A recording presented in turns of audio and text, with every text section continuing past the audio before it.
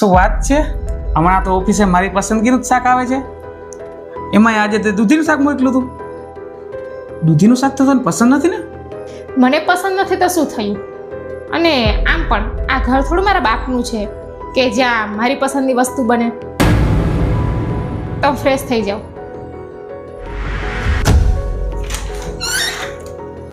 આટલી બધી વાર લાગે ખોલવામાં?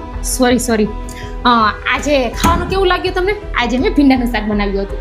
હા, ભીંડાનું શાક તો મસ્ત હતું નહીં? એ વિચારસ ને હું તારા વખાણ કરીશ. કેને પૂછીને ભીંડાનું શાક બનાવ્યું તું? કેમ કે મને બહુ જ પસંદ છે એટલે મેં તમને મોકલ્યું. અને આ ઘર કોનું છે? આપણું. તારા બાપનું છે કે જે મન કર્યું એ બનાવી દીધું? આગલી વાર બનાવ્યા પહેલા 100 વાર વિચારી લેજે કે મને શું પસંદ છે. મૂડ ખરાબ કરતા જ આવડે છે.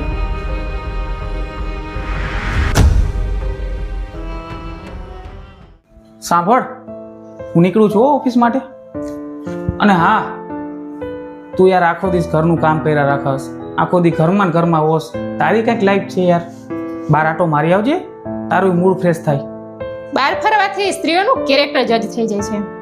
એટલે બરાબર છે હું ઘરમાં છું અને કોઈ કાંઈ કહેતો નહીં. અને આમ પણ તમારી થોડી ઇજ્જત છે તો એટલે. અરે આવી ગયા તમે? કેવું હતું ને મને? હું તો બસ ખાલી બહાર બેઠી હતી બધા જોડે, એમ જ ટાઈમ પાસ કરતી હતી. સોરી યાર, તમને કહેતા ભૂલી ગયો. તમે તો વીઆઈપી રહ્યા ને, એટલે મારે તને મળવા માટે અપોઇન્ટમેન્ટ લેવી પડે. બરાબર ને? ના એવી કોઈ વાત નથી. એ તો બસ ખાલી વાત એવી જ છે.